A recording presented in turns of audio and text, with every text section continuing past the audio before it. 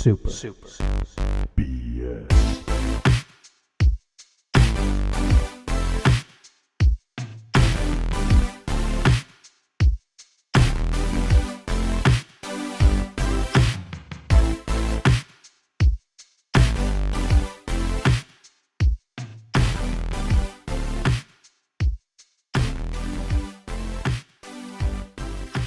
Well, la-di-da, it's I, your lovable baby boy, Brank, part of Super BS, podcast about video games mostly. I may sound like I'm a little grunge boy today, so I'm going to be grungy little baby boy, who is back from the dead ready to break some bread, and I'm joined by somebody that we know as the despicable one. Reveal yourself, despised one.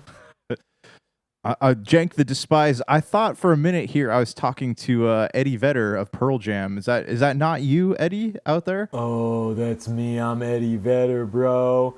I love cake. Oh. What's his other band? Does he have another band? It's not Cake, right? Is it Cake? No, it's the other band. Temple of the Dog was like the other thing he did. That was with Chris Cornell. No, Cake is a different person. I forget Cake, who sings Cake or who sings in Cake, but it's not Eddie Vedder. John McCree. I don't know. There was another band that I thought Eddie Vedder was in, or Pearl Jam. Is there another band that whatever the Pearl Jam guy is in? Yes, Temple of the Dog. Really? I could have sworn. Okay. I guess I'm losing my mind. Well, guys, as you know, we are the number one Pearl Jam podcast on the internet. We are crazy Vedder heads. Some people call us cheddar heads because it rhymes with Eddie Vedder. That's what they call him. They call him the Ched, Ched man. Speaking of real cheese, talk, please. What's up? Yeah, can I get some cheddar cheese? Speaking of real talk, though, I finally got myself into some new TVing. I've been watching a little bit of HOTD. Have you been watching that? No, I haven't been wanting to. It's good. I don't know why I haven't actually. Like I've been watching weird old movies. Like I watched Garden State the other night. And I was like, that's a pretty good movie. How was it after this long? It was really good, man. Like it was very nostalgic. But I sat there thinking to myself, I'm like, you cannot make this movie. Okay. First of all, Garden State has an amazing soundtrack. I don't know if you ever... It does. Yeah, the Shins. I mean, I had the soundtrack. I only remember watching the movie once, but I listened to the soundtrack a lot of times. Yeah, such a great movie. But yeah, you would not be able to make it today because it has a lot of like racial references in it. They don't like say racist things, but just the way like... And the movie opens up with him like working at a Chinese restaurant. He puts makeup on to make himself look Chinese. Whoa, okay. Yeah. That's definitely something that people like nowadays, so I think that would be popular. Yeah. Oh, yeah. But, it's a pretty good movie, man. It still holds up. Made me feel really old because, like, Zach Braff is in his, like, 20s in that movie, and so is Natalie Portman. Or, no, she's younger than that. I think she was, like, 18 when she made that. But, I don't know. It was pretty good still. Yeah, I've thought about rewatching it. Like, when I think of that, I think of that, Little Miss Sunshine, which I did rewatch recently, and that one's great. Does that hold up pretty well? Yeah, that one's still phenomenal. It's like such a good movie with the song Chicago from Sufjan Stevens. But when I think of like Garden State, I also think of like a memoir. I think it's called Memoir, right? The one with the first big Christopher Nolan film. Oh, Memento. Sorry. Yeah, I don't know what. Memoirs of a Dream is what I'm thinking of, or whatever that other movie that came out a long time ago that I never watched. You know which one I'm talking about? The drug one? Oh, Memoirs no. of a Geisha. Yeah. What is that the one? What is that one called then? The one about drugs, like where people do a bunch of drugs? Requiem for a Dream. Is what Requiem for a Dream. I don't know how I... in that one. Yeah, so Memoirs for a Dream. It stars a geisha who goes on a drug trip. I remember I worked at AMC when that movie came out. Memoirs of a Geisha or Requiem? No, Memoirs of a Geisha. Like that was weird when we were in high school, man. Like there was a lot of like very edgy movies that came out. You know, like there wasn't. You didn't just have your franchise films. You had like indie films and horror films. Like there was a good variety of stuff coming out, but now you don't really get that anymore.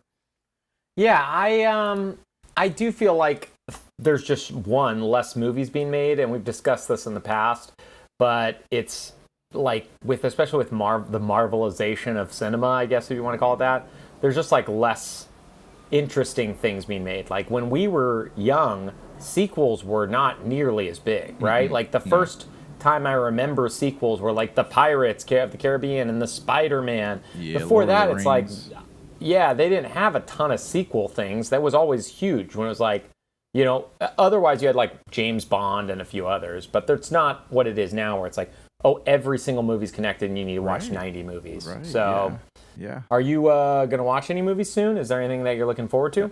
I want to check out Twisters because I actually hear that was a pretty good movie. Yeah. Got to see those cows flying. I know. That's how you know, man. That's how you know you're about to get it's a twister. Sucked up into a violent cycle. That's how you know you're going to get twisted. Yeah. That's the tagline. You about to get twisted. That's the tagline for Twisters. The fact they didn't hire me for their hype man makes me really sick. Twisters film. You know what? Okay, so I went back and watched that movie several months ago. The original, with my kids. Yeah. And like two things. One, I didn't realize that I didn't remember that the lady that Bill Paxton's character was dating was like a sex therapist, so I had to keep on like muting things that she was saying. But in the beginning of the movie, they showed like the wife and the dad and the dog and the daughter like run into the cellar, and for some reason the dad feels the need to go up and like hold the door down, like that's gonna keep a twister from like yanking him out, when he could have just like gone further down into the cellar and they would have been fine. So I don't know like why. Well, I mean, I'm a hero, guys. I got this. Everybody knows a man's strength when holding a door down is stronger than any twister, okay? Only you living in your crazed land of insanity. I'm delusional. Yeah, you're a delusional boy, okay? Well, before we get to some topics about our favorite and first memories, the console cherry, as you like to call it, and the gaming cherry, I guess, as you like to call it, I want to talk to you about what you've been playing, boy. What have you been playing? I got to hear about it. I got to hear about the latest and greatest, because I know you won't even bring something up unless it's a brand new game, something that's been released probably in the last week or two. I know you definitely won't talk to us about Tales of Arise. No. An old game or a DLC from an old game. Yeah, actually, well, I mean, I haven't played like new things. I played I went back and played I started just hanging. That's great. Exactly what I said. New things. Okay, so what have you been playing then? Just let us know. Let me just tell you. I went back and I started God of War again because I had not played it on my new pro. Yeah, the 2018 one, because I have not played it. Like, I had to start a new profile when I got the PS5 because for some reason I couldn't connect my other profile. And, so I didn't have any of the achievements from God of War. So, I'll go back and play it. It doesn't take too long to finish. It's a crazy long game. What are you talking about? It doesn't take too long to finish. That game took me like 40 hours. But now, I know where to go. I know how to do things. So I don't, kind of streamline it. And then I've been playing Control, and I actually remember I was telling you I didn't really like that game. Mm-hmm. I have gotten further into it, and now that I've been able to level up some of my equipment and get more more like the psychic abilities. Yeah, it is so much easier to play, but it's very repetitive. Okay. Yeah, I mean, I've been meaning to go back. It was free on PlayStation Plus, so I have it there, and I have a copy on Xbox. I almost bought it on Steam because I have an issue. I just have a problem with my mind. But I like the act of playing it. I'm fine with it. But I think it's maybe the map or something. But early on, it's just very confusing and disorienting in not an interesting way. Yeah. Well, more like I don't know where to go. Right. You have to press up on the D-pad to get the map to pop up. But it's a really crappy map. So it's hard to know where you're at or where you're supposed to be going. But the game is very glitchy too. I don't know. I've had instances where I've turned off the Xbox and I've turned it back on, do the instant respawn. What do you call it? Instant response or whatever. Resume? Quick resume. And all the things that were supposed to be in these parts of the map will be glitched out. All the enemies will be glitched out, and the little button prompts will be glitched out. So I won't know, where to go. So I have to exit out, shut the game off, and then jump back in. So I mean, it's definitely got some problems, but it's a very atmospheric game, and I'm not hating it. I'm not completely loving it, but it's been decent time so far. Yeah, I'd like to go back. It's one of those things. But unlike you, I've been playing recent games. I actually have. I've been playing a couple biggies that came out this week. I didn't get a chance to play the NCAA college football, which I wanted to try because that's you got that Game Pass 10-hour prep play for it. 2014, right? That was the last college football game that came out. I believe so. So it's 10 years since the last NCAA college game. So it's free if you got Game Pass for 10 hours. So I might just like turn it on and check it out. But I have been playing Kunitsugami, if you remember what that is. Do you remember that one? No, which one's that? That's the one where you, like the Capcom title they showed both at, I want to say the last Xbox Game Showcase, but they definitely showed it 2 Xbox Game Showcases ago, where you play as like a swordsman and there's like a woman that follows behind you and you attack stuff, and no one really knew what the game was. But after playing it, it's kind of like this really strange, almost like tower defense game where you set up villagers and you like create them as different classes, and you guard the princess as she makes her way to the gate and cleanses it. Anyways, it's a blast. It's pretty cool. I've only played a little bit of it. I think I told you last week I was playing some Neon White, which is really, really good. It's definitely been itching all the speed running in my bones, because honestly, Xbox Game Pass has been killing it with like fun new titles, like Chia, which was the PlayStation exclusive, PlayStation PC exclusive from last year, came to Game Pass, which I turned on again. Which one is that? It's the one where you play as like the little girl in the island of New Caledonia, which is a real place that very few people live, and the people who made it are from there. So you get to explore this island. So when you're on the bicycle, soul jump. No, you soul jump into different animals. So you can kind of be like birds and rocks and a lot of the things, like most of the characters in the game. And then you can solve little puzzles. I mentioned it briefly last week, but so I've been kind of dinking around with those.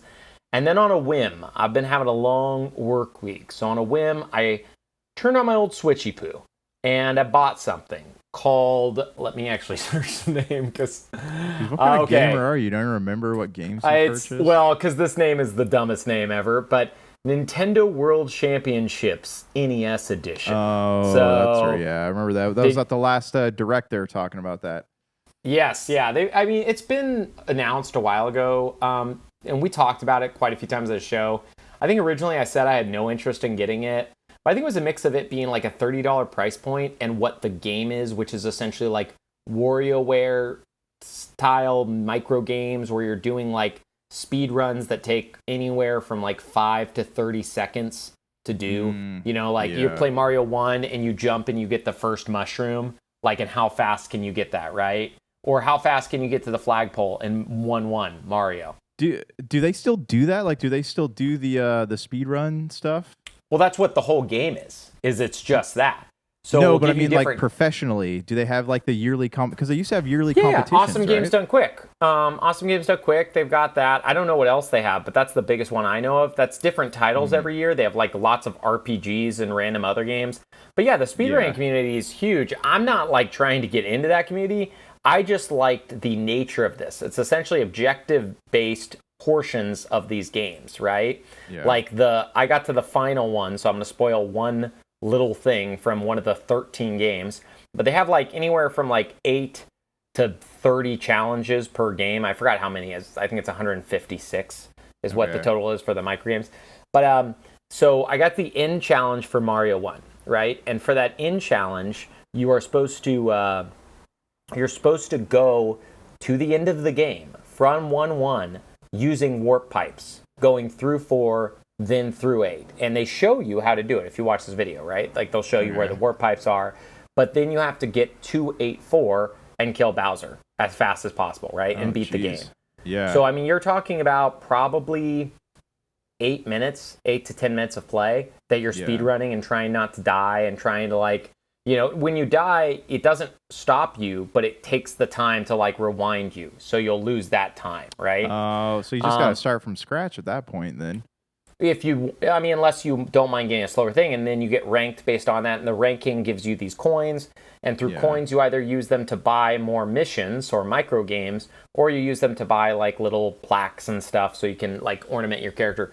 But honestly, it's been great. It's been like exactly what I needed. It's been like a fun, just like turn on, play a few minutes, shut it off, turn it on, play a few minutes. You know what I mean? Like it just kind of hitting that itch.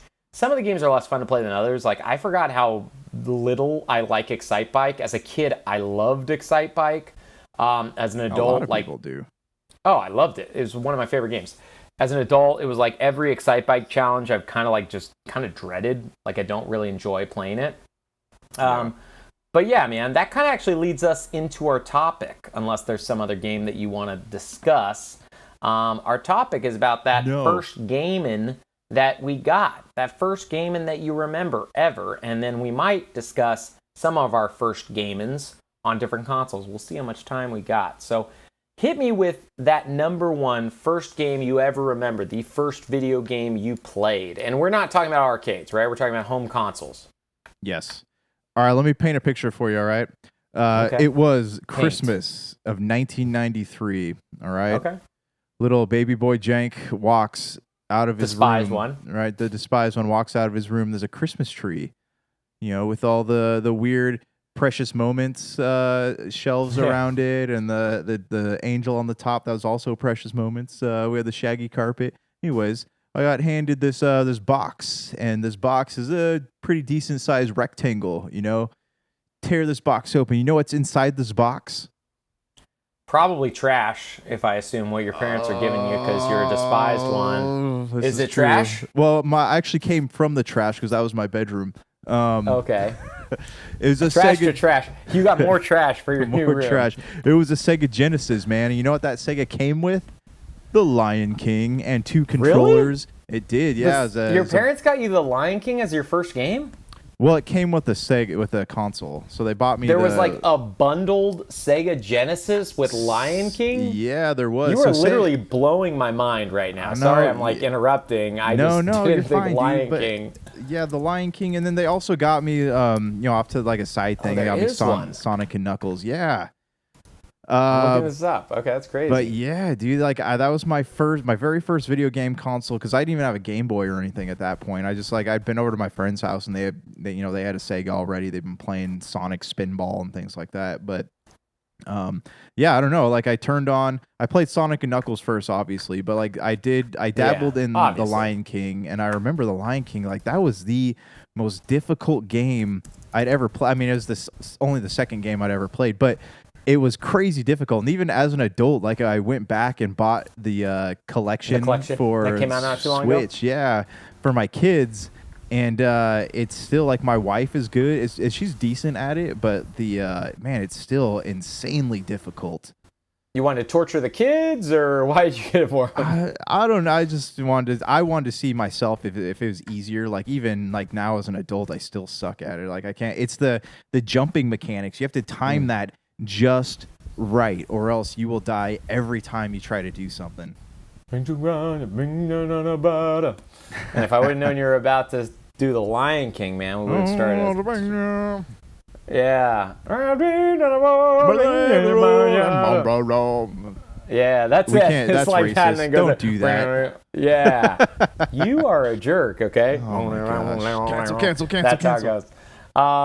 No, that game is a great game. I'm going to have to be a little bit more vague for my first console ever because I don't have your type of memory. I wasn't born with a silver box that I can remember every single thing that ever happened. I can't remember what I ate. I can't remember half the things my wife tells me, but I can remember my first video game console.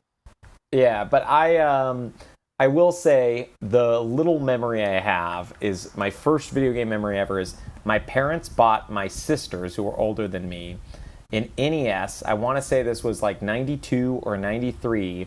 And we got the original NES with, I want to say, Super Mario Brothers 3 and Super Mario Brothers 1 and Duck Hunt. If you remember, they had like a joint cartridge, I want to say.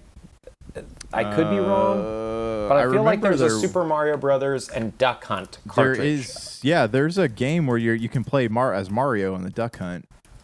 Yes, okay, there is this. I'm not making this up. No, so we had the Super Mario Brothers and a Duck Hunt cartridge, and obviously with the light gun game. I don't remember which one I played first, but I just remember it being like kind of a magical thing at that time, right? Like this box that you had no clue what it was, and then like you turn it on, it's got all these fun things to do.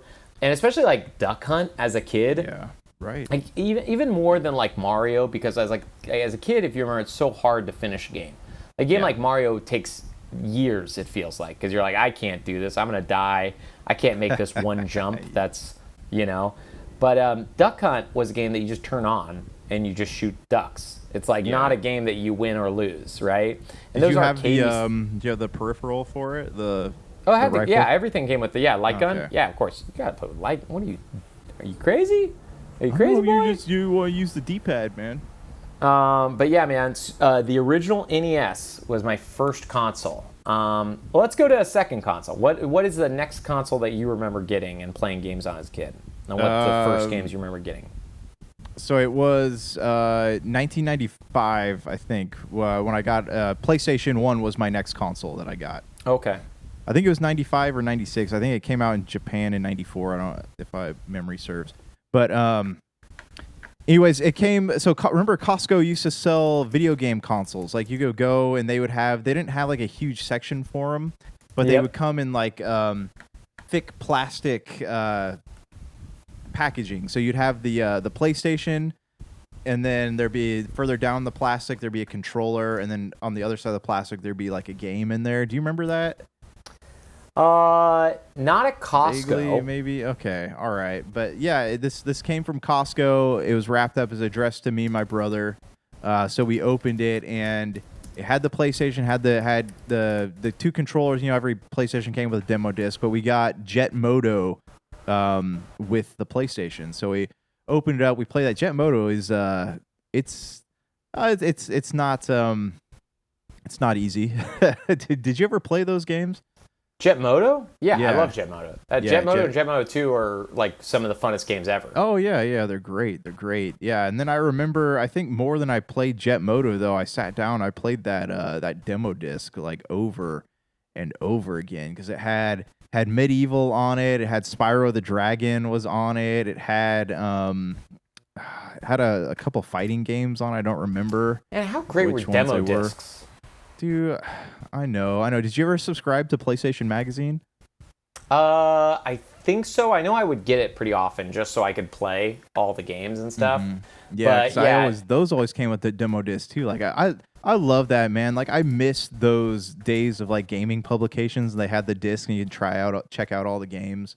There's still a demo that I think of so often because I loved it so much, and it was like one where you run a bar for like it was in Japanese, the demo, and like you had to use, this was after the Dual Stick came out, right?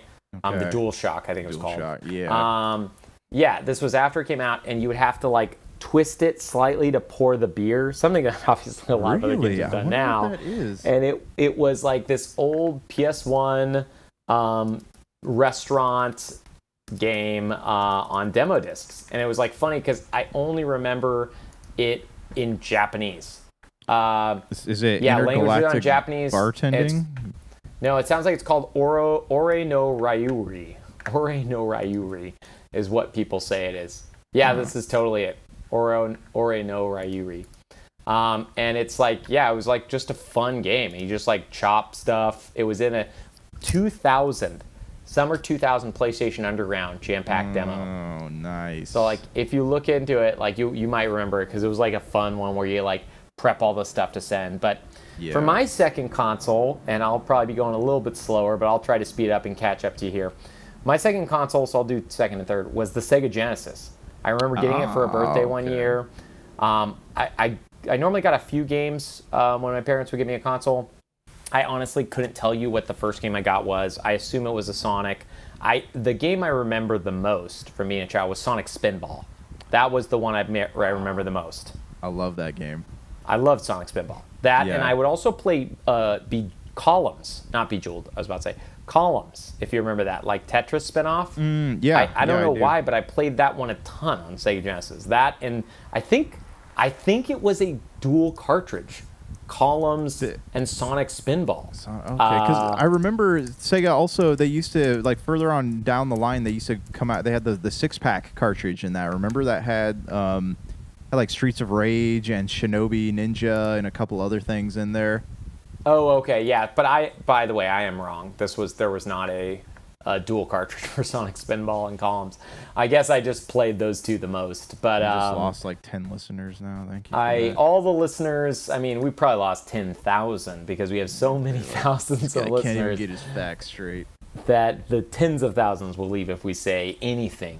It's not factual. We have fact checkers for this podcast. Okay, same ones who check all the Instagram and social media applications. But no. So my next one, just so I can catch up with you in genres, was the Super Nintendo.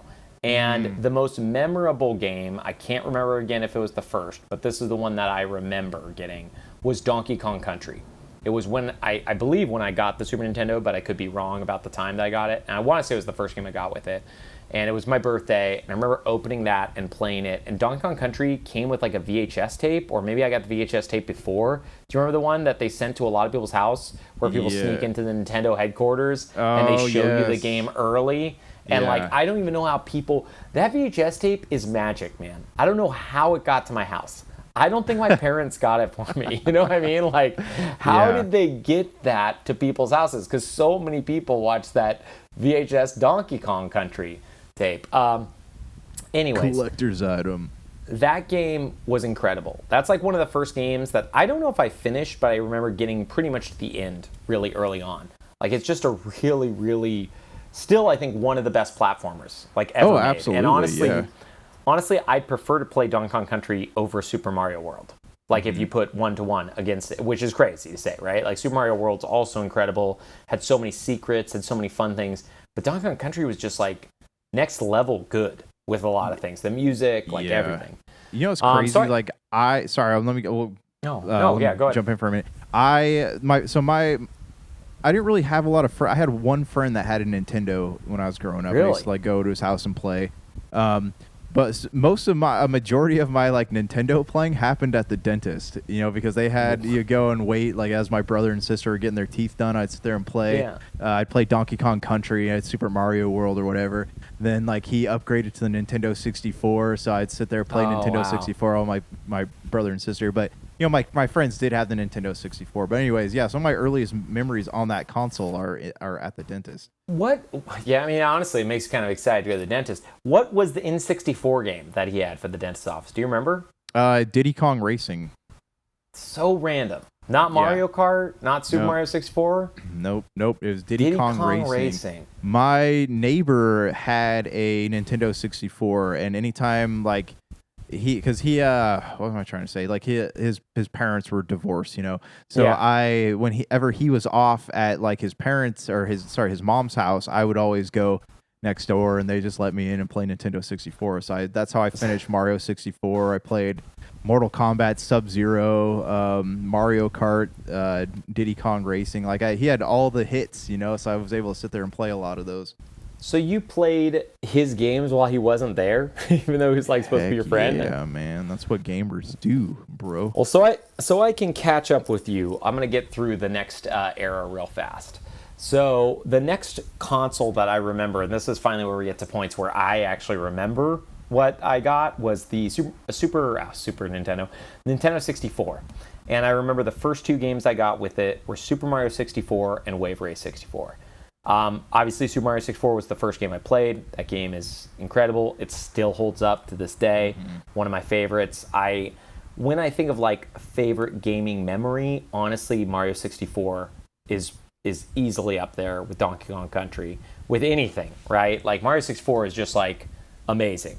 When you think about like when you think about it this way, like we'll never experience anything like that ever again. Right? No. Like maybe I guess the closest is if like we got into VR and we felt like it was that good, but going from 2D to 3D is something that you don't get to do a second time. Right? Well, right, and nobody thought that a Mario game would translate that well into a 3D environment. It was I could, as a kid, like I could say I spent hours in every single one of those Mario worlds. Well, it just felt endless, right? Like compared to like the plane of you run left to right the entire time, like the idea of like, no, now you're running around searching for things. You're finding things, you know, there's something hidden around every corner. Yeah. And then to catch up with you with the PlayStation, my first PlayStation experience was I got it for a birthday one year with Metal Gear Solid. And I'll never forget it because I was still really young. I think I was like 12. And I felt so uncomfortable about Metal Gear Solid that I asked my dad to take it back because I was such a nerdy kid because there was a lot of like nudity and stuff in it. And I was like, I felt uncomfortable as a kid. That was the other game on the demo disc that came with my PlayStation. It had Metal Gear Solid, Legend of Legaia, but like, yeah, the opening level of Metal Gear Solid, and I remember sitting there playing it, and yeah, I felt it made me very uncomfortable too. But also, I was like, man, I want to play more of this. It's funny because that is still like, I actually am a pretty big fan of the Metal Gear series nowadays, even though I've only finished 3 and 4. I've never finished 1, 2, or 5. But yeah, that is one of the games that I've like never been interested in going back to. I think maybe if Twin Snakes would have been like really good, the GameCube remake, I might have wanted to go back. But I'm really hoping they make a remake at some point because I'd like to experience it. But going back to the PS1 titles is so hard, man. Yeah. They hold up the worst because of the load time. If you're an RPG fan, the load times going into battles, the load times doing everything. Every game ran at sub 30 frames per second, which it's hard to even think about now when we talk about gaming. But it's like you look at him and like the characters like, like they barely move, right? It's crazy. So I went back last year, I think I went back and played Legend of Legaia on and Chrono Trigger. Chrono Cross is the one that came out for PlayStation 1. They both came out for PlayStation 1, but Chrono Cross was not the Super Nintendo one. That was packaged in the final Final Fantasy. Okay, that's Chrono Trigger. That's Chrono Trigger with the anime cutscenes. Yes, yeah. So I played both of those games, and I sit there like I don't know how we did it as kids, like having to actually go to save points to save your game instead of being able to just like throw up a menu and hit save. Like I don't understand how we had the time to sit there and like finish a dungeon before we had to shut the console off. Because as an adult, I sit there and I'm like, I'm spoiled with we're spoiled with the save option inside the menu, and I could just shut it down and go do whatever my kids need. But man, it's hard to sit there and play those old PS1 games. Yeah, I don't know either. I mean, you think about it like when you have like bedtimes and stuff as a kid and you have other stuff to do and how long some dungeons can take and how long it can be between a save point. It is amazing that any kid finished any video game ever, right? Because like it was like a challenge, right? Especially on the NES where you'd have to write down passcodes because most games didn't have save states. Yes, do you remember that? Right, yeah. Like their Mega Man games, they would have like different heads bobble. Even for Mega Man X, they kept that through Super Nintendo. You'd have to like go and write down which one was there, and that's how you get to use your save file. Yeah. It's crazy, man, how far gaming has come, like especially from that generation. I would say that is one of the biggest generations where you're like, wow, things are really starting to change after this. So shoot me with another console that you remember. What's the next thing you remember after PlayStation 1? Okay. And the first game with it. Okay, so I got a PlayStation 2 for my birthday one year. I'm trying to remember what I got with it. I think I got a copy of Tekken Tag Tournament. Okay. And it came with the ATV Off-Road Fury title. Oh, okay. So I got those, but I went out because I also got some Christmas money, so I went out and bought Simpsons Hit and Run. So that, let me tell you, so you got this later. You got this later after I got PlayStation it way had later. been I was out like for a bit. I was we could not afford the latest and greatest back then. But yeah, I went out and bought. We both went to private Christian school. I know, right? We couldn't afford that $50 title. Is that stage in life though where my dad wanted me to like go out and earn money for things, so I just didn't have the time for it. But Simpsons Hit and Run, I sat there and I played that game for hours. I think I bought it around like 11:30 in the morning. We went to Target around the time it opened, and I played it till like 8 o'clock at night. Like that was by far one of the great, and still is today, like one of the greatest games ever made. And I know they were talking about like a remake for a while, but I don't know if that ever materialized or will materialize. But man, that game was amazing. Yeah, I think so. I don't know if I ever owned Simpsons Hit and Run. I really, really loved it, but I will say the only thing I always felt a little bit weird about it is I feel like it was missing combat, right? Like, or at least guns, I should say. I think you could punch. I can't remember if you could or not. Yeah, you could run into people. Yeah, you run into people with the car, but that was the one thing I felt like it was missing because I always wanted to like get on those stages because it came out after Grand Theft Auto, right? That's the thing it was copying, and I always wanted to be like, oh, I'm going to go on the water tower, right, and shoot someone. Yeah, you can't do that in Simpsons Hit and Run. So my first memory of the PlayStation 2, and I'm actually going to jump one console back because before I got the PlayStation 2, this console has such a significant memory too for me. I remember waking up on 9/9/99, and my dad had picked up the Dreamcast for me. I used lots of Christmas money, everything to get it, and I got it with Sonic Adventure. And I remember running around, and I got with Sonic Adventure and Bass Pro Fishing, or whatever the fishing game was, that had the peripheral where you could reel in the fish, and it was crazy cool. And Sonic Adventure was such an incredible game at the time. Like, it doesn't hold up well. It's not a good game. But at that time, it was like, what? This is like Mario 64, but it looks better. Nothing, mind you, was not as good as that. No. But it was a game that at the time I loved. I beat that game at least once, maybe even twice. I got all the characters, Big the Cat, all the people that you get in the game. It's just, I love the Dreamcast. Later on I would get NFL 2K, which is probably outside of the NFL Street games and the NCAA games, some of the best football games that exist, the 2K series. The Dreamcast is something I'll always hold near and dear to my heart. It's crazy to me to think, I don't even think it survived 2 years. I want to say it survived like a year and a half. And in that year and a half, I had picked up Power Stone, Shenmue. I probably owned like 40, 50 games on that thing.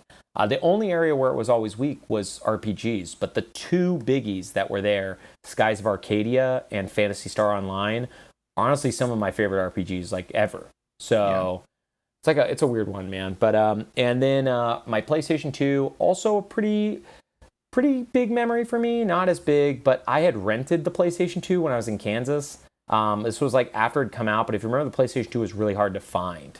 So it was like selling out all over the place all the time. And my oldest sister had purchased it for me for like $500, like an insane price at that time in 2001. Yeah. So before she purchased it for me, though, I had been renting Dynasty Warriors 2 on the rental PlayStation 2 from when we visited my grandma in Kansas. And Dynasty Warriors 2 is my first PlayStation 2 memory, honestly, because I played that game so much. I had never played Dynasty Warriors 1, which was a fighting game. And Dynasty Warriors 2 is what made me like love the series. I bought 3, but I fell off quickly after 3 because it was essentially the same game over and over and over again. And each one would only add like a minor update to what's a fun formula, but it gets old quick. Yeah. Now we know them as the Muso series. But okay, we'll do one more because honestly, after the let's both do our Xbox story before we go to the next gen. And then we'll stop after the 360 just because I don't think the Xbox One or Series X ones will be as interesting. Tell me your first experience. I assume you got an Xbox, right? Yep. When I graduated middle school, that was my graduation present from my mom and dad was the Xbox. And it came, with a giant, the big old Duke controller, the Duke. Yeah. What did you get first? Halo. Okay. I got Halo, it was Halo, and I got I think it was one of the Spider-Man games, whatever came out at that time. Web of Shadows or something. I don't know. No, not Web. It was It was the movies were still coming out. I think it was Spider-Man 2. I think the Tobey Maguire ones. Yeah, so I got those two games. Didn't really care for the movie-based Spider-Man games were pretty bad, but Halo. People love the Spider-Man 2 game, so I think you probably had Spider-Man 1. It was Spider-Man 1. The Spider-Man 2 was on 360, and people, before the new Spider-Man games came out, people used to talk about it as like one of their favorite games. Yeah, that sounds about right.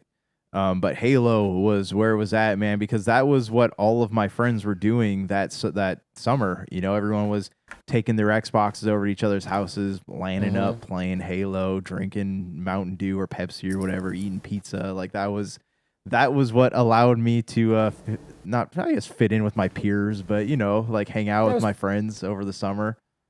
Being a young dude, man, it's what life was all about. Yeah. Oh yeah. Yeah, I'm not going to talk too much about my Xbox experience because it's pretty similar to yours, and it wasn't like a fun like birthday gift. I just remember getting it one summer. I was really late to the party, but I'd gotten it probably about 6-8 months after it came out, maybe a year. And my first games I remember, 3 of them real quick. Halo, which obviously was the biggie. That was the reason why people bought the Xbox. The next one was some like weird Bruce Lee game that really sucked. That was like a kind of a 2.5D side-scrolling action game. That game was like horrible. I don't know if I rented it or bought it. And then honestly, Morrowind. That was the other reason why I bought the original Xbox, was for Morrowind. Because I had gotten into RPGs at the end of the Super Nintendo, getting into PlayStation 1. And when I found out Morrowind was like this Xbox exclusive or PC game, and I was like, well, I don't own a PC. I'm not going to get one of those. Yeah. But, I want this Xbox now so I can play this. That game is incredible. Still I never got really far in it because it's really antiquated, but it was a cool game. You know what always drove me nuts about that game? Well, I think we talked about this before, that when you swing, it doesn't make any noises, and you can't tell if you're hitting anybody. You have to just keep looking at their health bar to make sure that it's going down, and that like frustrated the hell out of me. And it also was based on if you were better at the attack, right? Like if you were better with like swords or whatever, then you'd actually hit more. But it stinks because you'd be looking at a rat, smashing it over and over and over again, and 1 out of every 8 hits would land, right? Yeah. And there was nothing to tell you outside of looking at the health bar, like I said. Yeah. Yeah. So, I mean, I never actually finished that game. If they were to remake that or like... I love that. Add on like something to help me hit people, like I would probably be down to play it again. But yeah, that game is cool. That game is very special because honestly, Oblivion set the standard for what the new Elder Scroll games are, and Morrowind was still like you could make a magic spell. I remember that in the game. Like you could go to a place and make a magic spell based on anything you wanted with like different damage values. And like one thing my friend always did was he was trained his acrobatics, then remove all of his armor, and he could jump across towns, like literally jump over the town because the game was broken in that way. So there was just so many neat things. Last console cycle. So the GameCube, GameCube's part of the 360 era, right? We'll put the GameCube. They're doing a lot of portable stuff at that time. Okay. Well, did you get a GameCube or no? I didn't own a GameCube. Okay, then I'll just do mine real quick because I actually think GameCube is part of the original Xbox. I got mine for Christmas. It was incredible. Got it with Smash Bros. Melee, one of the best fighting games ever. Just such an incredible thing. I'll remember that console launch always because I was actually the most excited for the GameCube of all those 3. Yeah. I was a big Nintendo kid. I feel like the GameCube was a big letdown, but it still has some of the funnest games out of that whole generation, kind of like all Nintendo consoles. It just had some of the biggest stinkers too, and like the weakest probably all-in-all lineup. Okay, next gen. Give me your last consoles or console that you bought. This is the 360, PS3, and the Wii, and what the first games that you played on each were. Okay, all right. Let me first add on to your GameCube rant. You know what always like threw me off when I go over like my friend's house to play GameCube? Is how tiny the discs were. What are they called? Mini discs? Yeah, micro USDs or something like that. I don't remember. Maybe that was PSP, but no. That was PSP stuff. What were GameCube discs called? Because they had a name. It was something that I think people thought was going to happen. Oh, it was called I guess they don't have a name for it. A lot of people are saying just optical discs. Oh. But people said they did to combat piracy. So, mini discs people would call them. Yeah. But whatever the case was, it was an annoying and weird thing because it's like the other 2 consoles went with DVDs, and you're like, oh, okay, I have to get this tiny disc now. So all these are. This. Yeah, the GameCube was a bizarre console, and once I got that Game Boy Advance add-on, man, like I was off to the races. That was so much fun to play those on TV for the first time. Yeah. Oh, absolutely. Yeah. Even on the SNES when they had the Game Boy attachment. I never had that. I always wanted that. I wanted that thing like nothing else. But I feel like it was very rare, and they didn't sell a lot of them, so I didn't get one. No. Yeah. Okay. Shoot me with your last gens and your last first games. Okay. So I'll. You want me to just run through all of them and? We can do them like however you want. However the spirit leads you. All right. Let's start with the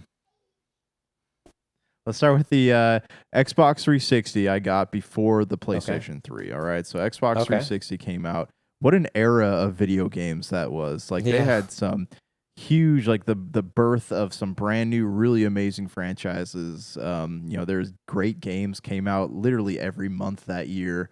But yeah, so I got my 360. This was like, actually, I had all this money saved up from something. I don't remember what it was, but I went out and I bought the 360. I bought, what again? I got, I don't remember what I think Elder Scrolls Oblivion was my first. That was the biggie. Yeah, it's Elder Scrolls. Forza Motorsport, I think, was one of my first titles playing. Anyways, Oblivion. Like I remember playing that game, and I sank so many hours into, and that was a really fun game. But also, that year though that led up to that, you had your Halo 2. Not Halo 2. Sorry, you had Halo 3, Gears of War, Assassin's Creed. Like all these amazing games coming out within very few months of each other, and that was I think even today, like the 360 was one of the greatest eras of video games. Yeah, man. 360 was a weird one for me. I was gifted it, like my sister had bought it for her friends that she had moved in with, and it was funny because like it was that time where we kind of had jobs, so we were kind of being expected to pay for more and more things, so I didn't have money to buy 360. And I loved it. It was such a fun thing. Oblivion, again, like you mentioned, great game. It was a weirder generation. I couldn't tell you the launch titles for, I think it was Cameo. Elements of Power was one of the launch titles. Yeah. Perfect Dark Zero was. Yeah, it was a rough launch cycle. A lot of Rare, though, which is strange. But okay, hit me with your next one. Did you get the PS3 or the Wii next? So I got the PS3 next, and I got the PS3 like really late into that whole cycle. Okay. So I got PS3, and I got the first game I got with it was Resistance: Fall of Man. And then I got Uncharted, and I think by the time I got it, though, the sequels were out for both of those games. So I had a pretty thick stack of games, but. Yeah, I don't know. Like, I don't have a lot of great memories with the PS3. The PS, I got it for my birthday one year, but the way I had one of like the original models, and the inside, like the console had gotten so hot one night that the inside started to melt. Like all the thermal paste that held everything together had melted, and the console just stopped working. And so I took it to a game shop to try to get it fixed, and they were like, we can't do anything about this. You need to contact Sony, and I just never ended up doing that. So the PS3 basically became a paperweight within a few months after I got it. You never had another one? No, I never had another one. I didn't actually get another PlayStation until the PS4 came out. Wow, that's crazy, man. Okay, so for me, the next one was Wii. I got that again as like a Christmas gift. I got that with the Nintendo DS, which we didn't talk about handheld stuff, but I got that, and with the Wii, I mean, it came with Wii Sports, so that was the big thing. Of course. But besides Wii Sports, I had picked up Twilight Princess as soon as I got it, and I'll never forget like turning that on. Twilight Princess has a huge run-in that just takes forever. It's like about 4 hours before the game gets going, but it was still at that time where we had a lot of time. We just started college. There wasn't a lot to do. You maybe had a job. It wasn't, you had time to do 4 hours of gaming, right? Like that was like a night. So yeah, man, my memory of the Wii was pretty positive. I loved the Wii for about 2 years, and that's kind of when my love affair with the Wii ended. Yeah. So I also had the Wii. I got it so my buddy's mom went to Toys R Us, and she waited in line and got him a Wii. And I guess she had been talking to my parents about getting me a Wii for Christmas. So I guess the Wii came out before the PS3, or I don't remember when that. They actually came out the same year. I think the PS3 came out, I want to say a month after the Wii, but they was like so close, man. It was. Yeah. I know they were both like around November of 2007. Okay, all right, that makes sense. But yeah, so I got the Wii for 19th, Christmas, 2006. Okay, for Wii, and then real quick, let me give you PlayStation 3, just so you can add. So November 11th. So they were literally 1 week apart. Yeah. That was a busy year, man. Yeah. So yeah, I mean, I got Ultimate Alliance that Christmas. I opened up. I got Ultimate Alliance and Zelda Twilight Princess. So yeah, I did. I spent some time playing that, but I gotta tell you, man, like the novelty of motion gaming wore off for me so stinking fast, and a lot of the games were so reliant on the motion controls. Like they either weren't set up to be played with just a normal controller, or the I guess the control translation between the motion and the having just a controller in your hand was incredibly bad. Yeah, I would say I really enjoyed Twilight Princess. I thought they did it really well there. But even Mario Galaxy, I tried turning that on my Switch just the other day because I was like, oh, this sounds fun, I'll play it. And then I remembered why I hated the Switch version, which is it requires you to either use the touchscreen, or if you're playing on a TV, you have to take off the two Joy-Con because one has to act as a Wiimote. And it's like, this isn't fun. Let me use the other joystick if you want, or just remove it all together. It doesn't add enough. The Wii was a rough console because of that. It was a cool proof of concept, and it still will go probably down historically as like what changed Nintendo for the better, because they were trying to keep up with the big two now left. You know, they were the big three. They were the big two. There was Sega, Nintendo, then Nintendo and PlayStation, right? But yeah, it was them deciding, hey, we're no longer going to focus on visuals. We're going to just focus on like gameplay and mechanics. And that's why the Switch is still like they could have sold way less and they'd still make way more because their costs are way lower. But yeah, man, my final thing was PlayStation 3, and I got it no eventful way. Just picked it up one day because they were getting rid of the 60 gig models that were backwards compatible, and I wanted to get one of those. Mine lasted for 3 or 4 years. Lucky. You're one of the lucky ones. Yeah, I didn't get the yellow ring of death or anything like that. It was a good console. I liked it. I played MotorStorm was the game it came with, so I played that first, and then Metal Gear Solid 4 is the next game I actually remember. But PS3 had a rough launch. It was just one of the worst launches I can remember. If you remember, Oblivion was originally an Xbox 360 exclusive for like a year or two. I forgot how long it was. Even when games would come to PS3, they would run worse. They'd have different issues because the cell architecture, right? The only game I can remember ever that was better was like Final Fantasy 13. That was like the only game that was actually better on PS3 than 360. It was at that time, right? Even though it was a more powerful console. Yeah, I don't think I didn't play that one on PS3. I think I stuck to Xbox on that one. But yeah, that sounds about right. I picked up on PS3. It was also only one disc on PS3, whereas it was 3 discs on Xbox 360. That's right. Yeah. And I always hated multi-disc games at this point. Like since we've been young, like I thought it was so cool when we were really little. But as an adult, it's like I don't want to be switching discs out every 5 minutes. I don't really like the process. So, no. But yeah, my bros, this has been a quiet summer. So we're hoping that you enjoy thinking about your old life, thinking about your old consoles, thinking about what's coming next. I'm hoping in August, Gamescom will come on and kick it. Xbox is starting to open the doors with Call of Duty stuff tomorrow, or when you listen to this. Modern Warfare 3 will be part of Game Pass, so that's kind of big. It's the first Call of Duty game coming there. But yeah, it's been a really, really strange summer. Right. And not even in the news, man. There's been no video game news at all. Yeah, and I think all the big titles in August don't kick off till like the second half. So it's going to probably be quiet for another few weeks. But come the end of August, I mean, it's gaming all day, every day, right? Like there's Star Wars Outlaws, Wukong, Black Myth Wukong, there's the Princess whatever, Legend of Zelda, Echoes of Wisdom. I mean, there's so much stuff. Like it's ridiculous. So we'll just see. We'll see how we can hang on in there. We got to keep it going. Yeah. Okay, my bros. We're going to go out, okay? Peace.